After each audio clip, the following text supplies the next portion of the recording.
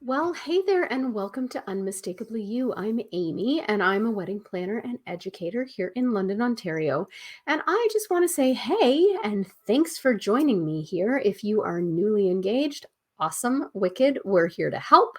We were so excited to meet so many of you at the wedding expo at the convention center, RBC Place, I guess it's called now, last weekend. So if you're joining us from there, please pop into the comments and say hi.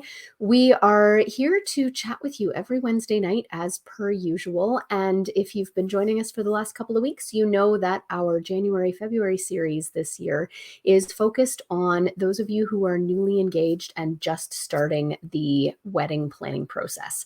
So we know it can be daunting, we know it can be overwhelming, but we're here to offer you some tips and advice and expertise from our years in the industry. We've been planning weddings since 2009.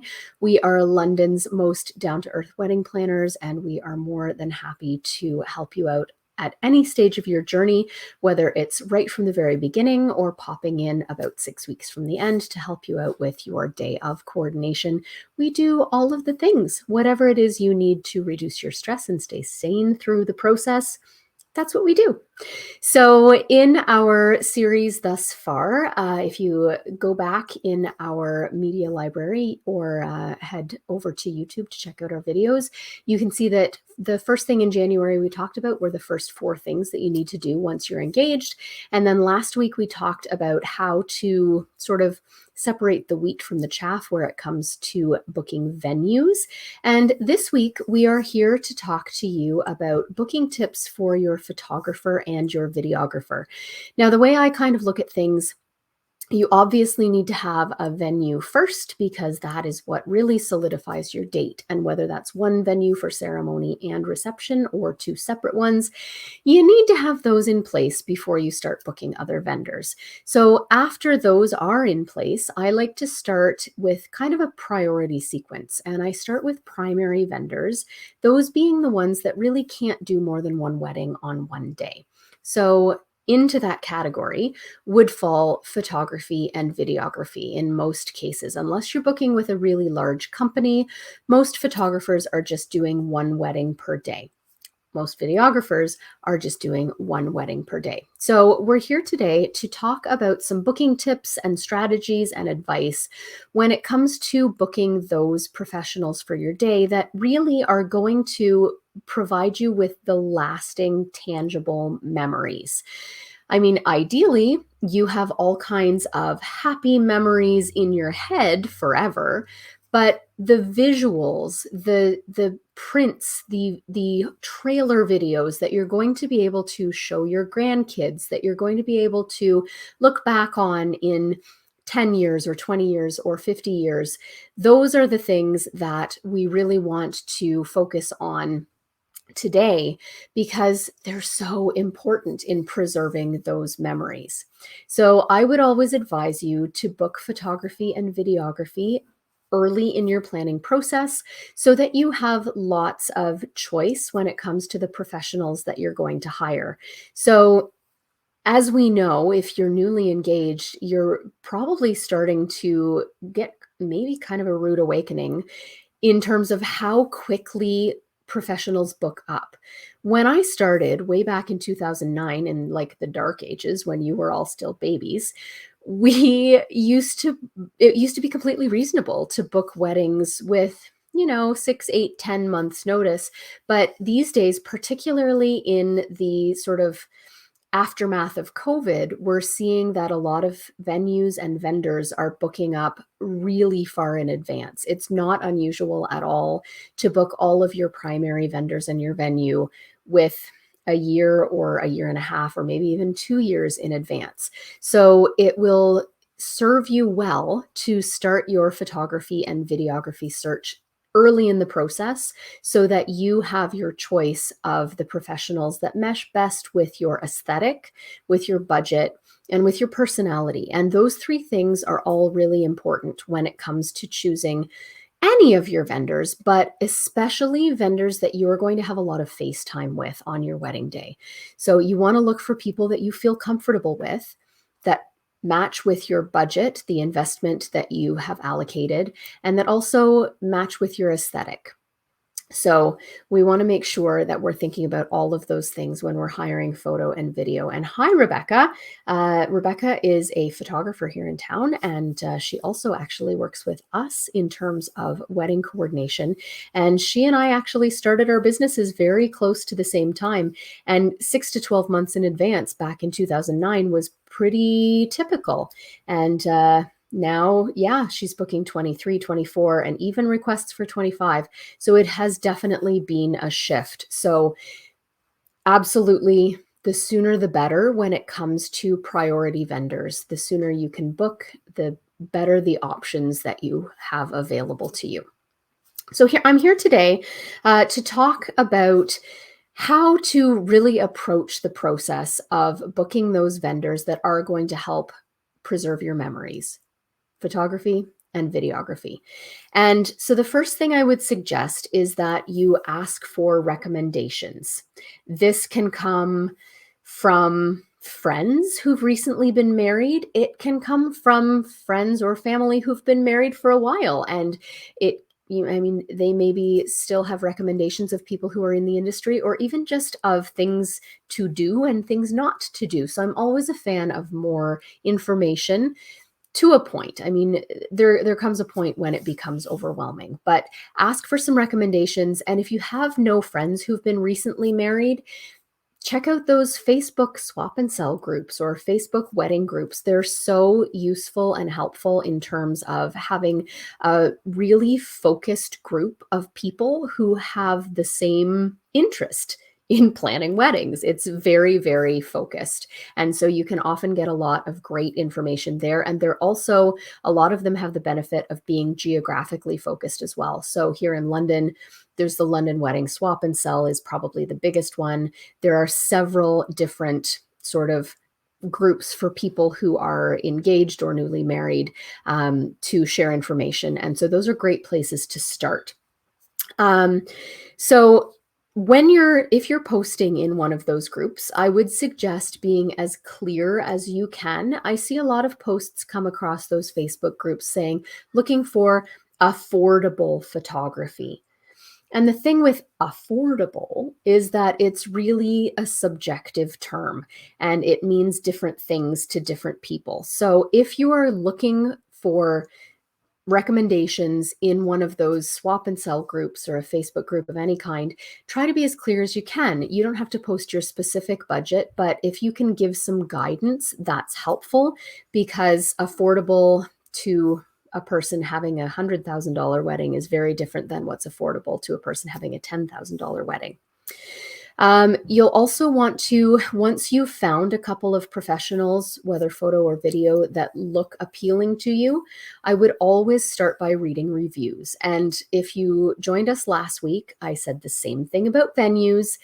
Read the reviews, but just be very aware that reviews can be skewed if there are not very many of them. So if you're reading reviews and there are only 3 reviews, just be aware that the people who tend to write reviews are either the people who are really happy or really pissed off. So don't let a couple of reviews that go either one way or the other way completely color your opinion of a photographer or videographer.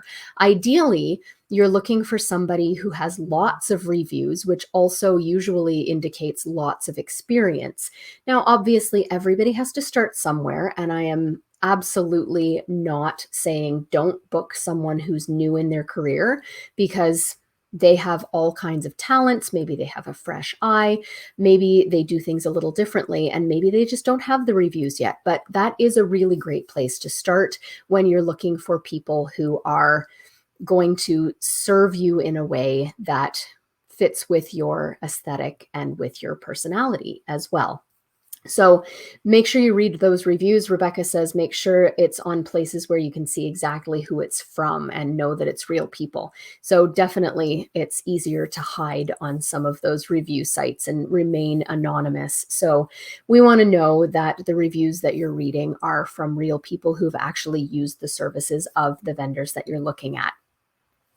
Now, once you have sort of focused in on a few photographers and videographers that you feel are going to be a good match for you, you're going to need to make sure, like I said at the beginning, that the investment for their services matches your budget. And I mean, in a world where you have an infinite amount of money to spend on your wedding, you can hire whoever you want, and that's amazing, and kudos to you. But the reality is that so many of you who are newly engaged are also saving for your first home, or you're maybe thinking of starting a family, and you just don't have money raining down on you from the sky. And so you're probably on some kind of a budget. So some photographer videographers will post their investment on their website, and some will post nothing. Some will post a starting at price, and some will want to come in and have a meeting with you and chat through the options before they give you an estimate for their services. So the ideal situation is that you have some kind of an idea of the investment that you will be making in their services before you sit down and talk to them and take an hour of your time and an hour of their time to discuss options. And if they don't have their prices on their website, I certainly would advise just reaching out. If you're suspicious that they might be over your budget, there's absolutely nothing wrong with reaching out and saying, "Hey, I absolutely love your work. I would love to have you capture my wedding day. Here's my budget. Is it something that's workable?" And most professionals are more than happy to say, "You know what? I'm so sorry. I just don't think that we can make that work with our current packages." But a lot of pros will point you in the direction of someone who maybe has a similar style or a similar aesthetic, who might be able to capture your wedding somewhere closer to your price range. So trying to kind of sort those details out before you sit down and meet with someone is going to help you out in terms of, it's kind of like that wedding dress shopping thing, where if you have a budget of $2,000 for your wedding dress, you don't go in and try on an $8,000 dress, because you're going to fall in love with it, and then it's triple your quadruple quadruple, I can do math, quadruple your budget, and then you're just disappointed and upset. So in the spirit of trying to give you the most positive experience possible, I would advise you, wherever you can, to try and figure out if the investment matches before sitting down with a professional. And again, they'll be happy to pass on some recommendations in most cases if the packages don't match your budget. Now, when you sit down and you talk to them about investment, if you're meeting with a professional and looking at their packages and services, I just want to kind of throw the idea out here that when you're paying for a photography or a videography package, you are not just paying for the hours that they're there on the day. And I know that we've talked about the sticker shock that often happens when you put that W word on things. When you say wedding, it is obviously going to be a higher touch service than grocery store flower bouquet, or than, family photo shoot at Sears. So don't be shocked when you see the prices on photography and videography packages, because you have to recognize that you're not just paying for the hours of those people on the day. You're paying for their equipment. You're paying for their training and experience. You're paying for their culling and editing time in terms of what they do following your wedding to make sure that you get the best images possible and you don't have a photo of you with your eyes closed, because obviously that's not going to get printed and put on your wall. And so you're paying for an overall service that goes far beyond just the hours on the wedding day. So just be aware that your photography and videography professionals are doing this because they love it. And there is so much time and effort behind the scenes that goes into the package that you're paying for. It's so much more than just 5 hours on the wedding day or 8 hours on the wedding day. You also, when you're looking at packages, want to consider what's included in the package. This is the awesome thing and the confusing and maybe a little bit unapproachable thing about a lot of photography and videography packages is that everybody packages things a little bit differently. So you may be looking at a package that includes just the footage and a certain amount of proofs or video kind of editing put together afterwards. You may be looking at a package that includes more post production, most, what am I saying? I can English, more post wedding services or products. So you might be looking at a package that includes albums, or a package that includes prints, or a package that includes a feature length edit as opposed to just a highlight reel if we're talking videography. So it's difficult sometimes because you're not comparing apples to apples, but you need to understand those other inclusions that are in the package, and you need to understand whether or not there's wiggle room. So if you're looking at a package that includes an engagement shoot and an album after the fact, what if you really just don't want that album? Is there something else that you can navigate in like more hours on the wedding day? And having those conversations face to face is definitely something that I would advise that you do if you're looking at hiring someone whose package you're like, yeah, I'd kind of like to tweak this. And some professionals are more willing to tweak packages than others. They all have their reasons for packaging things the way that they do. And so going in for a face-to-face meeting is so important to understand really the services that they're going to provide on your wedding day. And Rebecca says, yeah, absolutely. It's hard to compare apples to apples. Even one album versus another album can be very different. And that is so true. So make sure that you're actually seeing. That's Rebecca, that's a really great segue into point number 3 on my list here, is to make sure that you look at lots and lots of their work. Rebecca and I are sharing our one brain cell again. So she's very, very nicely introduced my third point, to look at lots and lots of the photographer or videographer's work prior to booking them. And I'm not just talking about looking at their online stuff, because the unfortunate reality of living in a digital age like we do now is that work can be plagiarized. So there have been unfortunate incidents, even locally here, where photographers have popped up and they've put up this beautiful website with all kinds of lovely images that turned out not to be theirs. And so they're taking credit for photos that they didn't take. And so this kind of thing, unfortunately, can happen. So if you are loving a photographer or videographer's work, you need to make sure that you sit down with them and that you see physical evidence of their work. So meet in person, look at multiple weddings that they've shot, look at the footage from different venues, different couples. Make sure that you are looking at different kinds of products. So perhaps with a photographer, you're looking at an album and then some prints, and then maybe you're even just seeing a digital gallery that isn't posted online. So you want to make sure that they have lots of work to show you.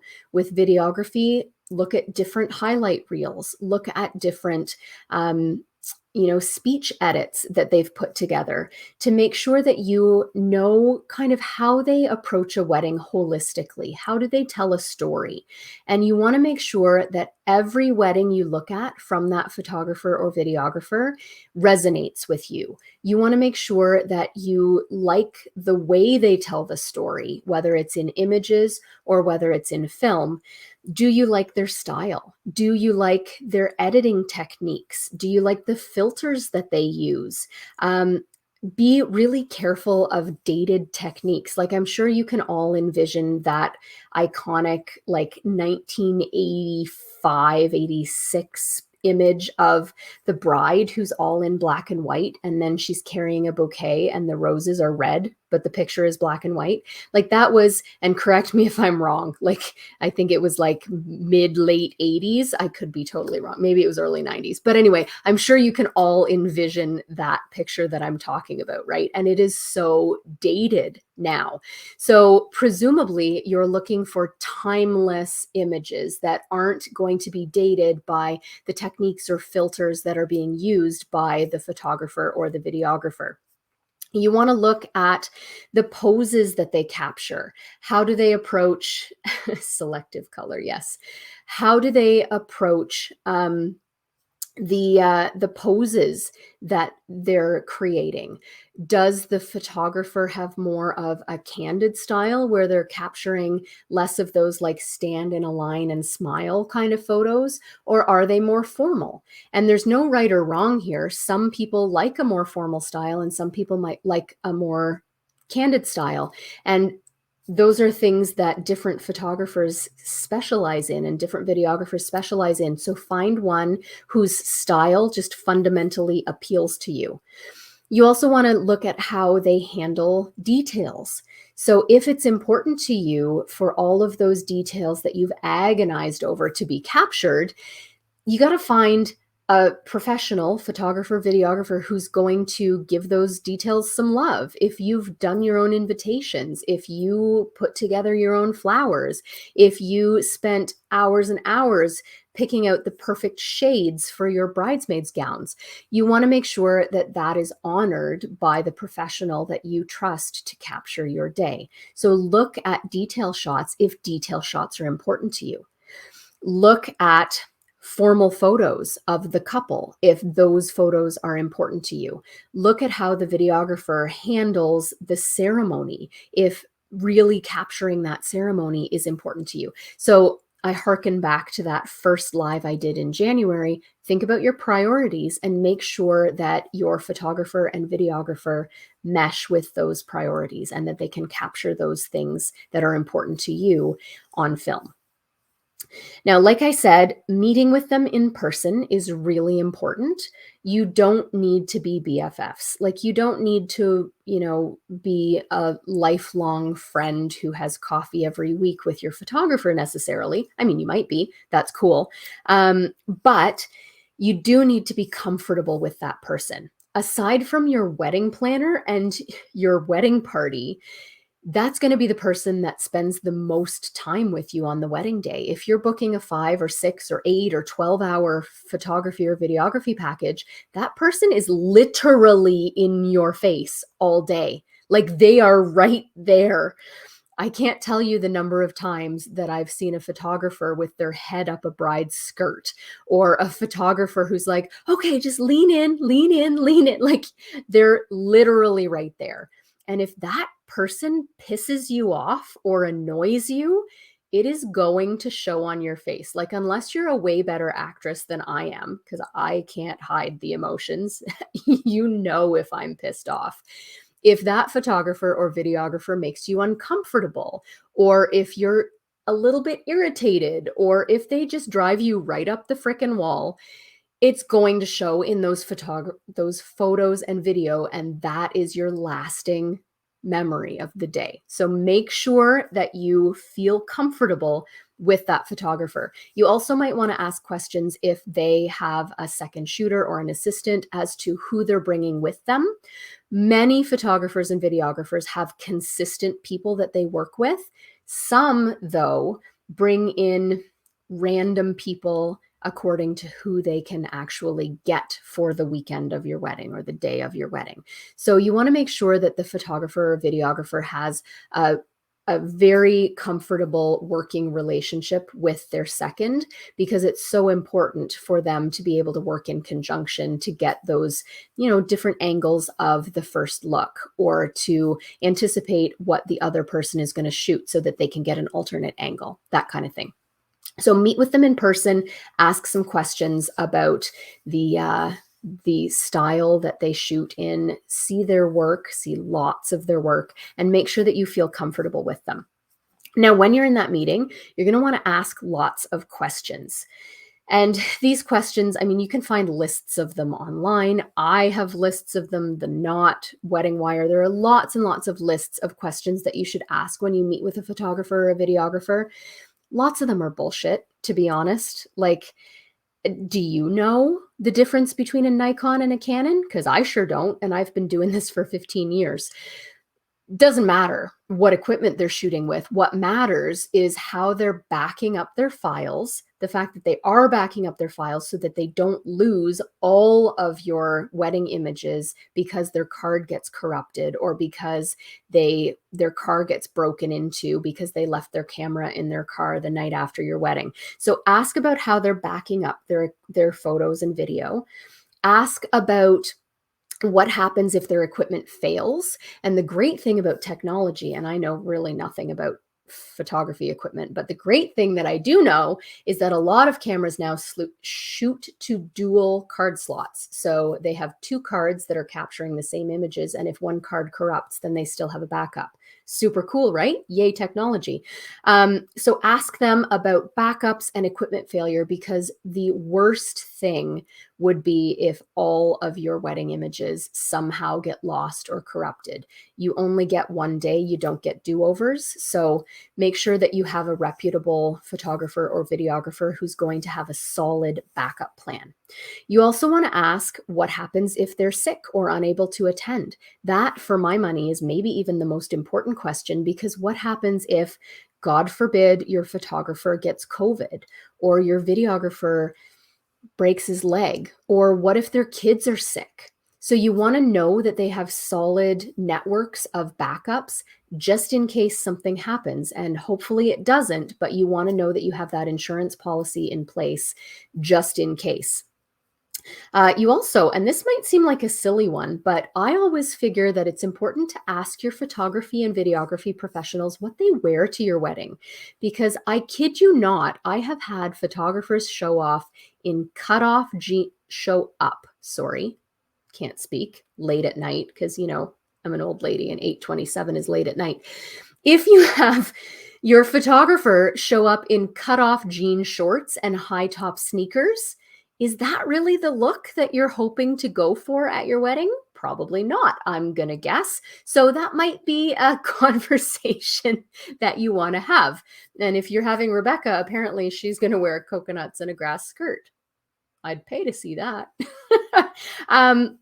So ask questions about things that are important to you. And the top ones on my list are always backups.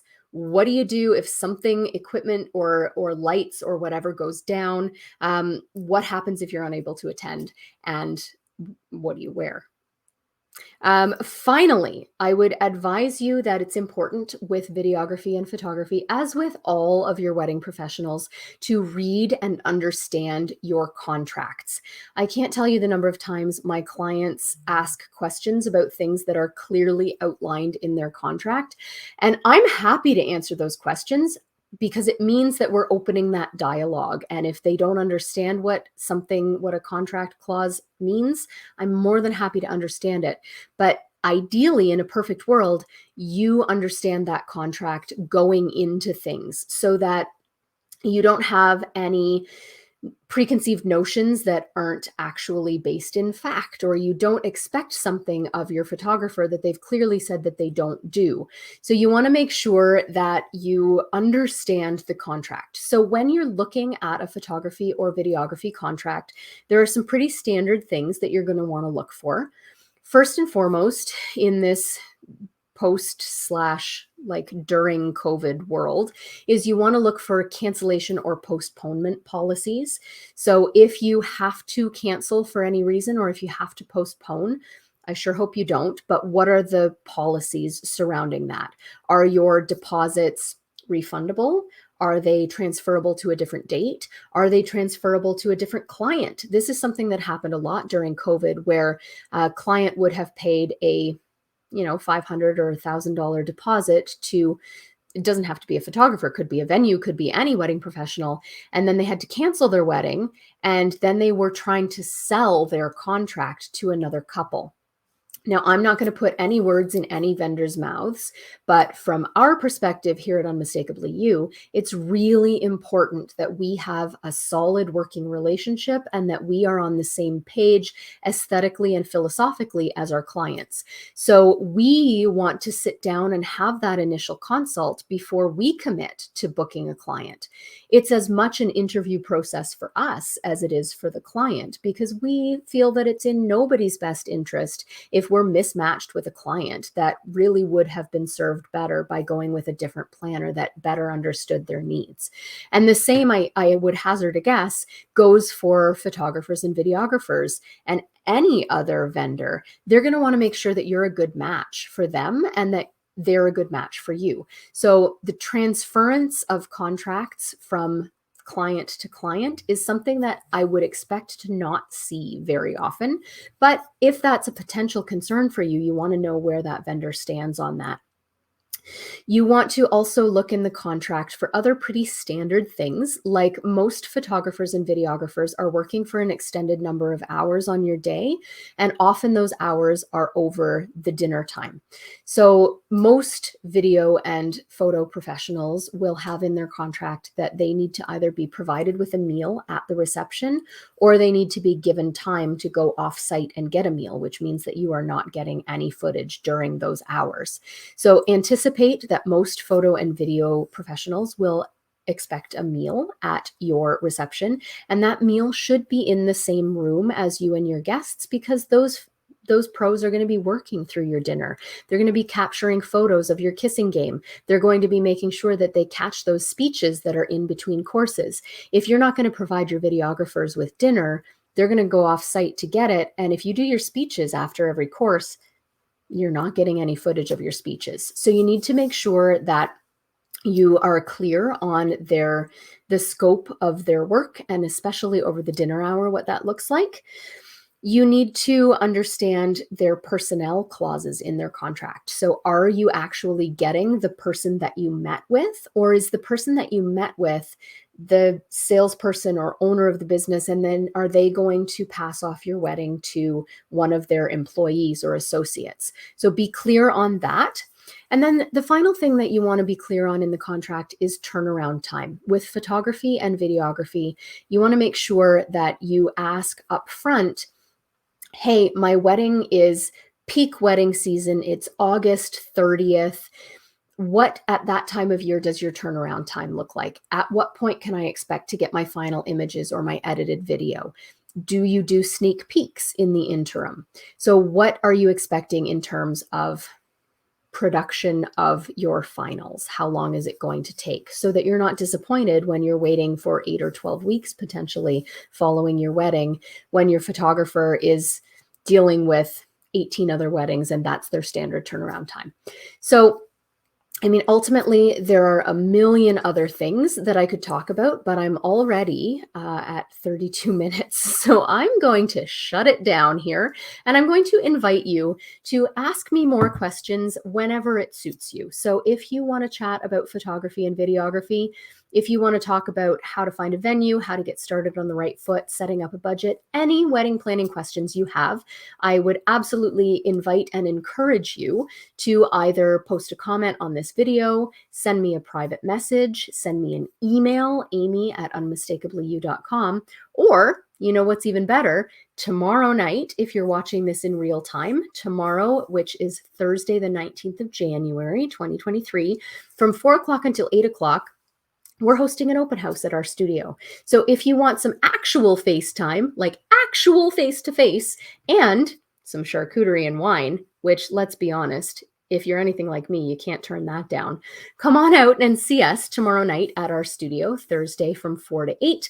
We've got food, we've got drinks, we've got expertise, we've got pretty things. It's a great opportunity to ask some questions.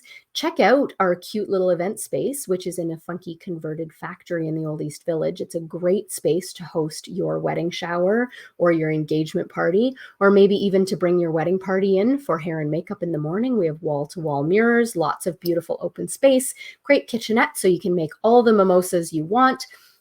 It's a super flexible space. So come on in and check us out tomorrow from 4 to 8. And the added bonus is that our friend Rebecca from Rebecca Nash Photography has a studio straight upstairs, which is super exciting. And her grand opening is tomorrow. So conveniently, the times match from 4 to 8. Come into one building, you come down to my studio, you get some charcuterie, and then you head up to Rebecca's studio and you get some dessert. What could be better? It's the perfect evening. So pop by tomorrow, Thursday the 19th from 4 to 8. See us at 538 Adelaide Street North. It's just at Adelaide and Princess. Look for the signs. You can't miss us, and we are so excited to see you then. And Rebecca's got the champagne in the fridge, and the baked goods are, I think, just freshly out of the oven. So please come see us tomorrow night. We look so forward to seeing your faces, because this whole Facebook thing is like me looking at a video of me, and the connection just isn't there. So please come on out and we'll talk face to face. Until I see you next week, happy planning, and join us next week at 8 when we're talking with Dennis from Music Central about how to choose your music professionals for your wedding. Have a great week. See you tomorrow live at the studio. Bye-bye.